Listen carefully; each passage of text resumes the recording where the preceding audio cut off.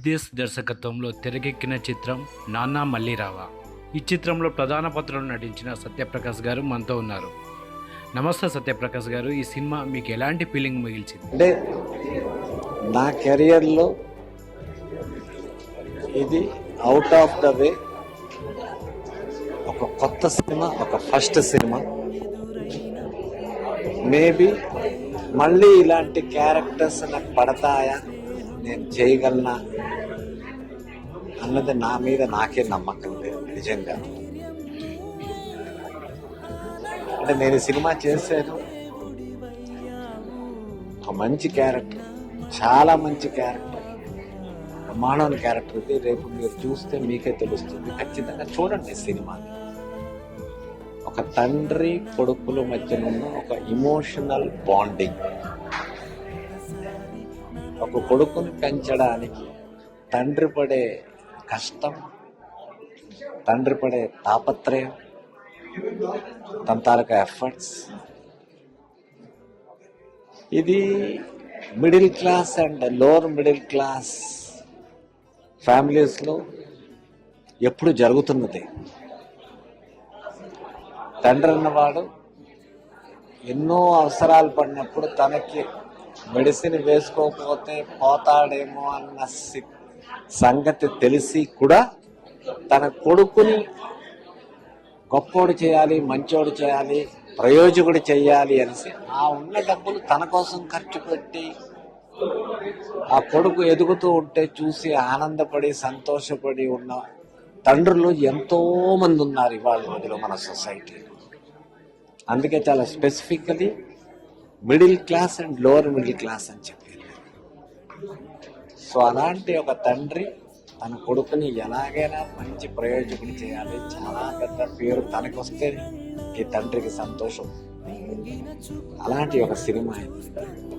అదేవిధంగా రవి తాలూకు వైఫ్ చేసిన అమ్మాయి ఆ పక్కనే ఉంది, అందాల తార, ఆవిడ చాలా బాగా చేసింది సినిమా.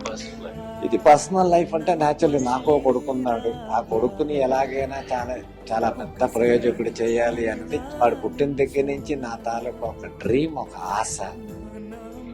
సో సేమ్ సినిమా ఇది. సో అందుకోసం నాకేంటంటే ఇమోషనల్లీ చాలా ఎక్కువగా కనెక్ట్ అయిపోయింది నేను. సినిమాలో ఎప్పుడెప్పుడు నేను హీరోని హక్ చేసేవాడిన రవిని, నాకు ఇంటర్నల్లీ మా సొంత కొడుకుని హక్ చేసిన ఫీలింగ్స్ వచ్చేవి.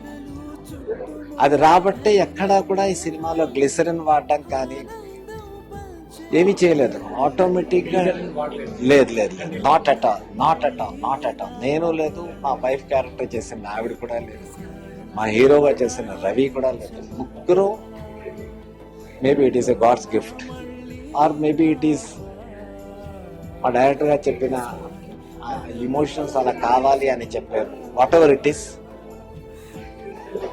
నాన్న మళ్ళీ రావా మీ అందరూ చూడండి. రివ్యూస్ ఏమొస్తాయో నాకైతే తెలియదు. అలా కాకుండా ఈ సినిమాని ఖచ్చితంగా థియేటర్కి వెళ్ళి చూడండి. చూస్తే ప్రతి తల్లి, ప్రతి తండ్రి ఈ సినిమాతో ఇమోషనలీ, సెంటిమెంటలీ కనెక్ట్ అయ్యి ఒక బాండింగ్ ఫీల్ అవుతారు మీరు యాక్చువల్లీ. ఎందుకంటే మీ ఇంట్లో జరుగుతున్నది, మీ ఇంట్లో జరుగుతున్నది, మీ ఇంట్లో జరుగుతున్నది, ప్రతి ఇంట్లో జరుగుతున్న ఒక సింపుల్ స్టోరీ. పిల్లల్ని ఎలాగ ప్రయోజకం చేయాలి, వాళ్ళ కోసం మీరు చేస్తున్న సాక్రిఫైసెస్ ఏమిటైతే ఉన్నాయో అవన్నీ ఈ సినిమాలో మీకు చూడడానికి దొరుకుతాయి. సో నాన్న మళ్ళీ రావా లిటరల్గా it is a practical movie. And నాకు తెలిసి it is going to create waves in the cinema industry. ఖచ్చితంగా ఒక పెద్ద హిట్ అవుతుంది, అవ్వాలి, అయి తీరుతుంది అన్న ఒక నమ్మకం అయితే ఉన్నది. అండ్ ప్రేక్షక దేవుళ్ళు అంటారు కదా, మీరు చూస్తేనే ఇలాంటి సినిమాలు హిట్ అవుతాయి. ఖచ్చితంగా చూడండి. Thank you. అండ్ మనస వాచ కర్మిణి, from the core of my heart, I'm thankful